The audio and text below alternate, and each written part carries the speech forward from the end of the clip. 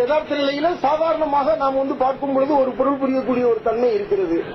அது அல்லாத ஒன்றாக நாம பார்க்கும் பொழுது இந்தியா என்பதற்கு எந்த வகையான எதுவும் அதுல இல்ல. கடைசியில் ஒரு இடத்துல பேசுவாரு, அந்த கலெக்டர் பேசும்போது சொல்லுவாரு, இது நேஷனல் இஷ்யூ ஆயிப்போச்சு அப்படின்பாரு.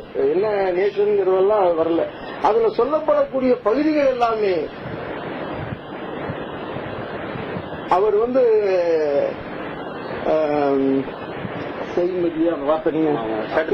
சேட்டலைட் அந்த இதுக்கு நம்ம செயற்கைக்கோள் பயன்படுத்தினால அது புதுதா இருந்தது. அவருடைய அந்த செய்மதி பயன்படுத்தினீங்க. அது எங்க இருந்து இது பண்றாரு?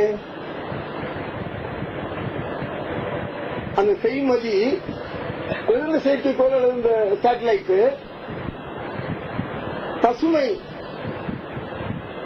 எண் 1 என்கிற அடிப்படையிலே இங்கிருந்து ஏவப்படுகிறது. ஏவப்படக்கூடிய இடம்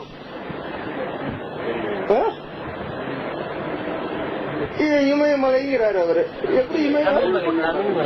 தமிழ்மலை இல்ல, வெள்ளிமலை.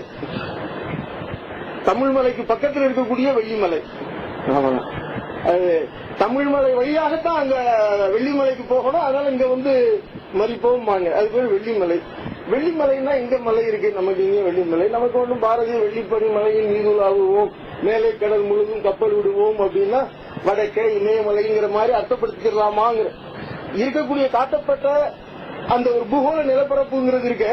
இதை நாம எப்படி எப்படி எல்லாம் விரிக்கலாம்ங்கிறது இருக்கு பாருங்க. அதுல எனக்கு ஒண்ணும் கூட ஏன்னா 3 நாளைக்கு முன்னாடி சொன்னதுனால நான் வேற இருந்ததால இதை பத்தி இன்னும் கூடுதலாக யோசிக்கல. ஆனால் அதற்கெல்லாம் வாய்ப்பு இருக்குதோ அப்படிங்கிற ஒரு இது கிடைச்சது. தமிழ்மலைன்னு இருக்கு. தமிழ்மலையும் நமக்கு எங்க இருக்கு?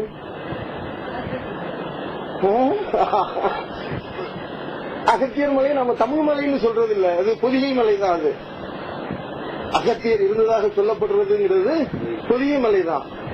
தமிழ்மலைன்னு அதுக்கு பேர் கிடையாது. வெள்ளிமலை, தமிழ்மலை, மற்றதெல்லாம் முந்திக்காடு, அந்த இதுன்னு ஒண்ணு வரும், வெவ்வேறு பெயர்கள் வரும். இப்ப இது ரெண்டும் நமக்கு ரொம்ப நெருக்கமான பேரா இருக்கு.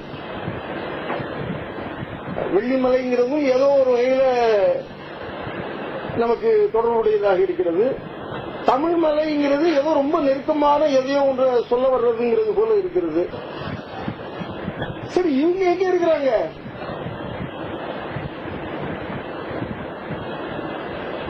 அந்த துருவன் மற்றவர்கள் எல்லாரும் இருக்கக்கூடிய இடம் இது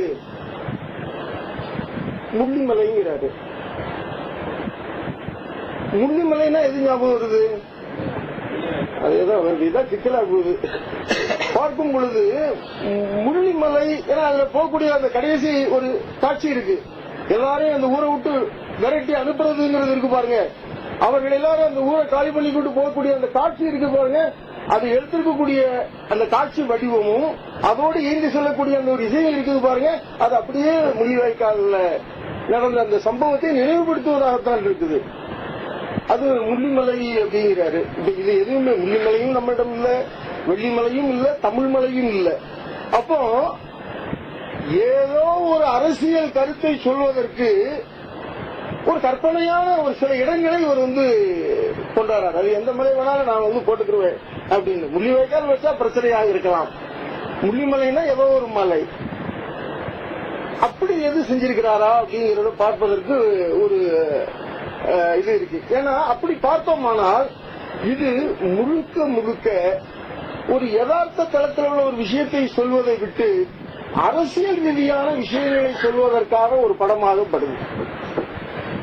இதோட உரையாடல்களை நீங்க பார்த்தீங்கன்னாலும் தெரியும்.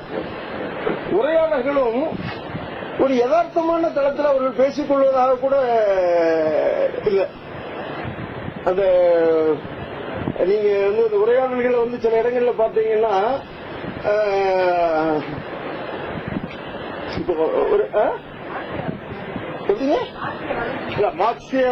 வைத்திருங்களா அப்படி வைங்க. ஒரு அரசியல் படமாக அரசியல் கருத்துக்களை சொல்வதற்கான ஒரு களத்தை இவர் ஏற்படுத்தி கொண்டு அதுல இந்த விஷயங்களை போடணும்னு நினைச்சிருக்கிறார். அப்படித்தான் எனக்கு அது படுது.